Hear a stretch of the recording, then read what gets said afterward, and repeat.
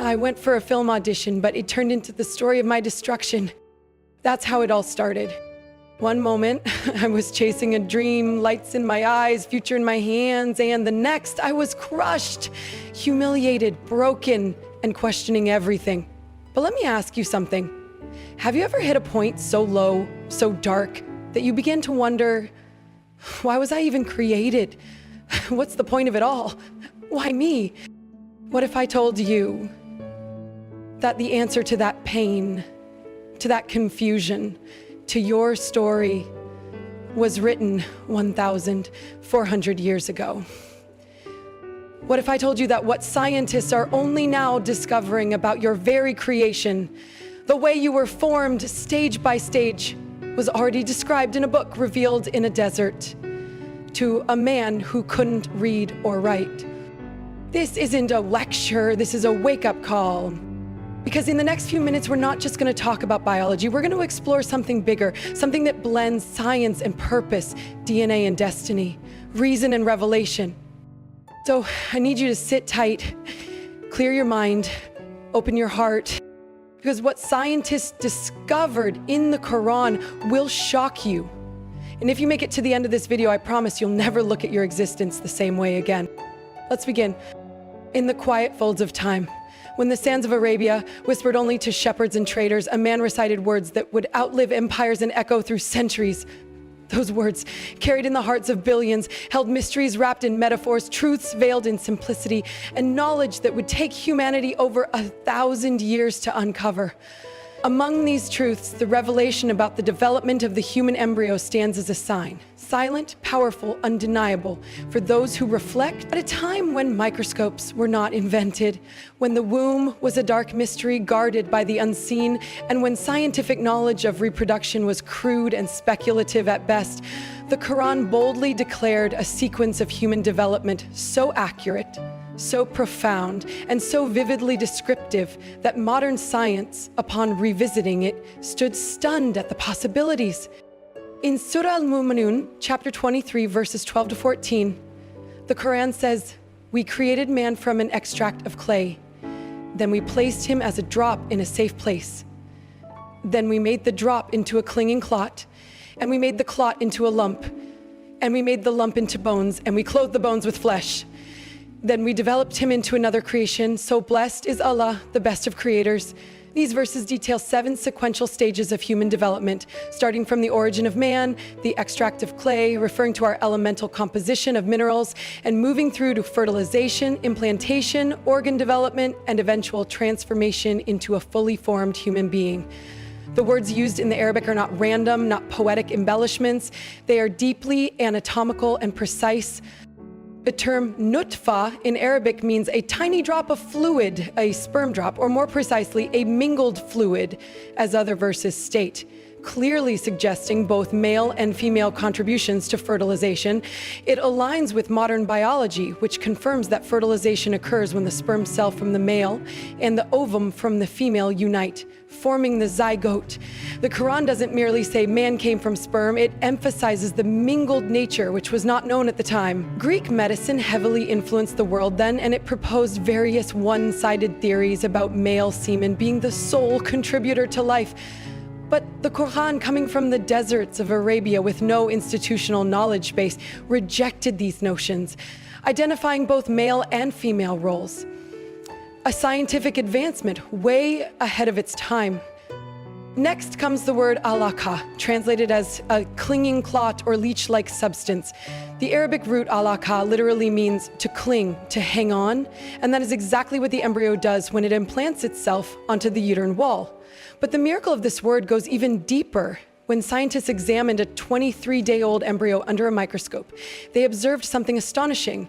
The embryo does not only cling to the womb, it looks strikingly similar to a leech. In fact, a Canadian embryologist, Dr. Keith Moore, once said, "The embryo during the 𝐤𝐥𝐬 stage actually looks like a leech." He compared images from the Quranic description with actual cross-sectional images of embryos, and the match was undeniable. It wasn't just metaphorical, it was literal. The embryo draws blood, clings, feeds off the mother like a leech in its early stages. How could a man in 7th century Arabia have known this? Following this is the term 𝐬𝐥𝐽, which means chewed lump or a piece of flesh. Again, an embryo at that stage indeed looks like something that has been chewed, marked by somite formations that resemble teeth marks. The somites eventually form vertebrae and ribs, among other things. But in that early phase, the resemblance to a chewed object is not poetic exaggeration. It is anatomical fact. The image is so vivid that even medical students today are taught the somite phase using similar analogies. Could it be coincidence? Could Muhammad, peace be upon him, who never studied medicine, never dissected a body, and lived in a world without surgical tools or anatomical drawings, simply guess with such precision? Or was it revelation? Then comes the part where bones are formed from the lump, again a scientifically verified sequence. Bones begin to develop in the embryo before the muscles that envelop them. This specific detail in the verse, "We made the lump into bones and we clothed the bones with flesh," accurately matches the timeline of embryonic development as confirmed by modern science. Previously, scientists like Galen believed that flesh formed first and then bone. It wasn't until advancements in embryology and imaging techniques emerged that it became evident. Bones begin their development first as cartilage models, and the muscle tissues surround them. Once again, the Quran did not echo popular theories, it corrected them. But the most awe-inspiring part of this passage lies in the final phrase. "Then we developed him into another creation." This subtle but powerful statement refers to the stage when the soul is breathed into the body, according to Islamic belief. But even scientifically, it represents a distinct shift. From a mere cellular structure, the fetus develops distinct human features, brain activity, the beginnings of consciousness, and unique fingerprints. Something happens here, something that transforms a piece of flesh into a unique being. The Quran marks that transition not with anatomy, but with something deeper, something divine. Even science today cannot fully explain when consciousness begins, when being starts, but the Quran marks it with purpose. The use of the term "in a secure place" to describe the womb, 𝐟𝐢𝐥𝐦, is also no accident. The womb is not just a biological container, it is a marvel of protection with its triple layers, the abdominal wall, the uterine wall, and the amniotic sac. It shields the developing life from external shocks, infections, and harmful elements. It nourishes, guards, and provides an ideal temperature. Scientists today marvel at the precision of the environment in which a baby grows, down to oxygen diffusion, waste removal, and hormonal regulation. The Quran describes it with two words as a safe place. But only centuries later could mankind appreciate just how safe, how precise, how meticulously designed that place truly is. Even more compelling is that these embryological details are not limited to one passage. The Quran mentions stages of development in various chapters, Surah Al-Hajj, Surah Sajdah, Surah Al-Insan, each confirming and layering knowledge upon knowledge. In Surah Al-Insan 76 verse 2, it says, "Verily, we created man from a drop of mixed fluid in order to try him." This verse not only acknowledges fertilization, but also embeds the deeper meaning of life's purpose. Trial. Life is not random. Even the process of being formed is part of a trial. You are not here by accident. You were measured, coded, shaped in secret, and sent into the world with purpose.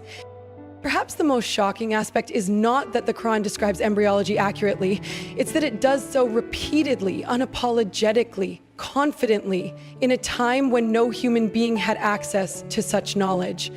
Western scientists only began exploring embryology with any rigor in the 17th century, thanks to the invention of microscopes. Before that, theories were largely speculative and wrong. Aristotle thought the embryo came entirely from menstrual blood, and others believed tiny humans were preformed inside sperm. These were the greatest minds of their time, and yet none of their theories align with the sequence described in the Quran, a book revealed to an illiterate man in the 7th century. And it doesn't stop there. When these Quranic verses were presented to scientists like Dr. Keith Moore, Professor Emeritus of Anatomy at the University of Toronto, he was amazed. He initially assumed the descriptions were vague or symbolic, but after detailed analysis, he acknowledged the accuracy, even revising his own textbook, The Developing Human, to include Quranic references, making it the first modern medical book to do so. He stated, "It is clear to me that these statements must have come from God because all this knowledge was not discovered until many centuries later." This was not a Muslim scholar. This was a globally recognized embryologist, acknowledging that science alone could not explain how such truths ended up in a book over 1,400 years old. When you step back and examine the layers, linguistic precision, biological accuracy, chronological order, metaphorical depth, and spiritual wisdom, you begin to realize this is no ordinary text. The embryological revelations in the Quran are not presented with scientific jargon or intimidating complexity. They are presented simply, yet profoundly. To the Bedouin, they are signs of God's power. To the scientist, they are signs of a mystery that deserves respect. And to the seeker, they are signs of a message that transcends time. The Quran doesn't aim to teach embryology. It doesn't aim to replace science.